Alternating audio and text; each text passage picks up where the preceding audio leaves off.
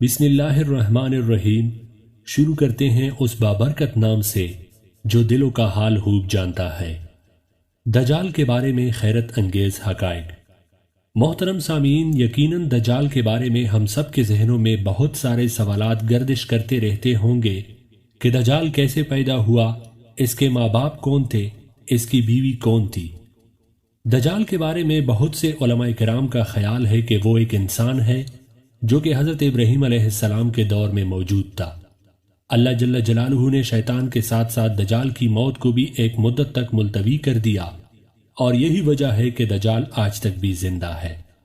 لیکن آج وہ کہاں ہے، کب ظاہر ہوگا، تو اس کے بارے میں احادیث سے یہ ملتا ہے کہ دجال کو ایک نامعلوم جزیرے میں قید کیا گیا ہے جس کا علم اللہ کے سوا کسی کو بھی نہیں ہے۔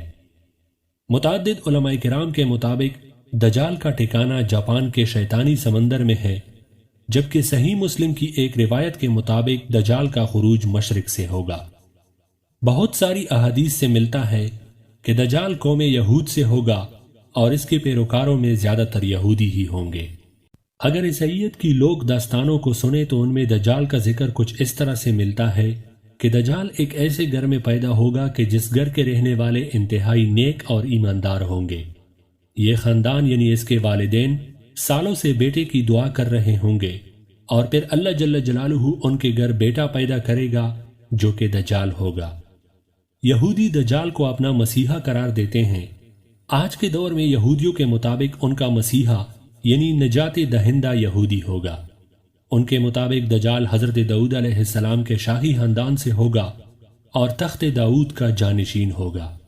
وہ عام انسانوں کی طرح پرورش پائے گا، لیکن وہ غیر معمولی اور بہت سی پراسرار طاقتوں کا حامل بھی ہوگا۔ یہودی علماء کرام کے مطابق وقت مقررہ سے پہلے خود دجال کو بھی علم نہیں ہوگا کہ وہ یہودی قوم کا نجات دہندہ اور خدا کا منتخب کردہ ہے۔ خدا اس کی آمد کے وقت اس کو اس کا مقام بتا دے گا، تب وہ یہودیوں کا نجات دہندہ بن کر انتہائی حیرت انگیز قوتوں کے ساتھ سامنے آئے گا، اور دنیا بھر میں موجود دکے کاتے اور ذلیل و رسوا یہودیوں کو جمع کر کے اسرائیل میں بسائے گا۔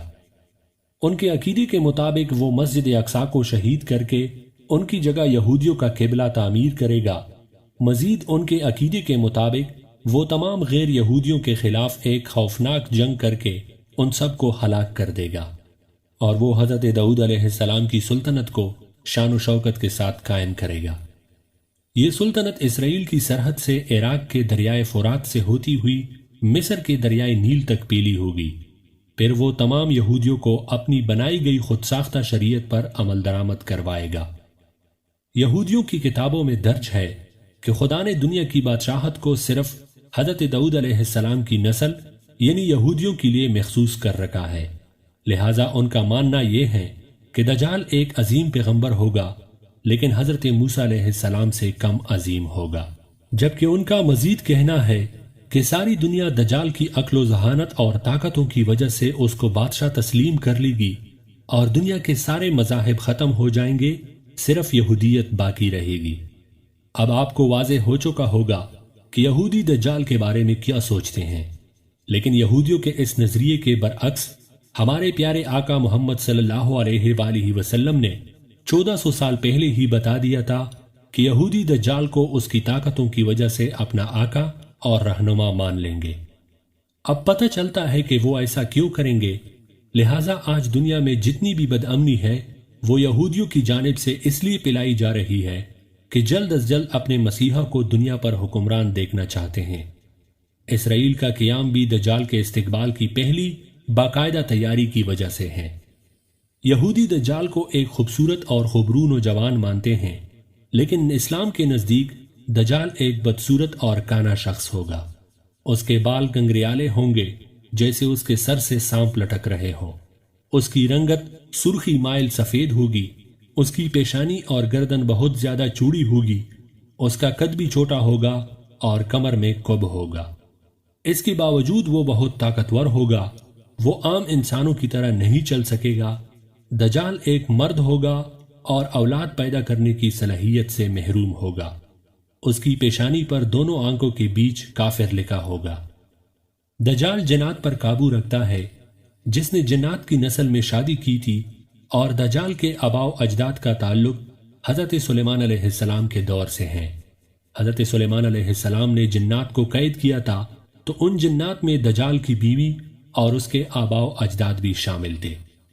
ایک معروف اسلامی اسکالر کے ایک آرٹیکل کے مطابق دجال کی پیدائش اس وقت ہو گئی تھی جب زمین پر جنات کی حکومت تھی۔ ان کا کہنا ہے کہ دجال انسان، جانور اور جن کے ملاپ سے وجود میں آیا تھا، اور پھر جب اللہ نے انسانوں کو زمین پر بھیجا تو فرشتوں نے اللہ کے حکم کے مطابق جنات اور انسانوں کے درمیان ایک پردہ قائم کر دیا، جس سے انسان اور جنات کی دنیا الگ الگ ہو گئی۔ فرشتوں سے جنگ کے وقت جنات کو مختلف جزیروں میں قیدی بنا لیا گیا تھا، لیکن ان میں سے کچھ جنات ایسی بھی تھے کہ جنہوں نے فرشتوں سے بدلہ لینے کا سوچا، اور یہ وہ وقت تھا کہ جب ایک جن نے ایک انسان سے جنسی ملاپ کرنا چاہا، لیکن وہ ان دونوں مخلوقات کے درمیان حائل رکاوٹ کی وجہ سے ایسا نہ کر پایا۔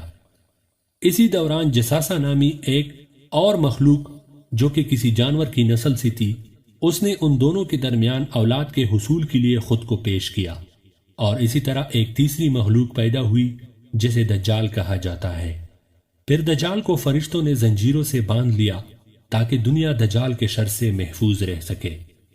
محترم سامعین، دجال ایک قسم کی انوکھی مخلوق ہے جس کو جساسہ کے ذریعے تمام خبریں ملتی رہتی ہے، کیونکہ جساسہ ایک ایسی مخلوق ہے جو زمین اور سمندر سمیت ہر جگہ پر رہ سکتی ہے۔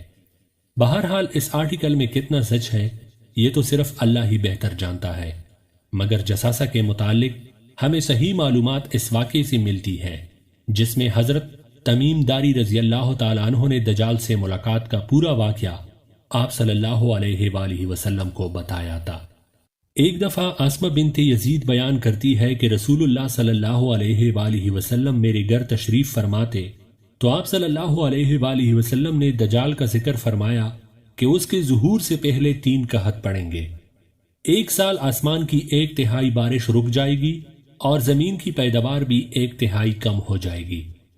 دوسرے سال آسمان کے 2 حصوں کی بارش رک جائے گی اور زمین کی پیداوار 2 حصے کم ہو جائے گی، اور تیسرے سال آسمان سے بارش بالکل بھی نہیں برسے گی اور زمین کی پیداوار بھی کچھ بھی نہیں ہوگی، حتیٰ کہ جتنے حیوانات ہیں، خواہ وہ گھر والے ہو یا دھاڑ سے کھانے والے، سب ہلاک ہو جائیں گے۔ بہرحال اس وقت دجال کہاں ہے اور کس حالت میں ہے، بے شک یہ اللہ جل جلالہ کے سوا کوئی بھی بہتر نہیں جانتا۔ آخر میں اللہ جل جلالہ سے یہ دعا ہے کہ اللہ تعالی ہمیں اور ہماری آنے والی نسلوں اور تمام امت مسلمہ کو دجال کے فتنے سے محفوظ رکھے۔ آمین ثم آمین۔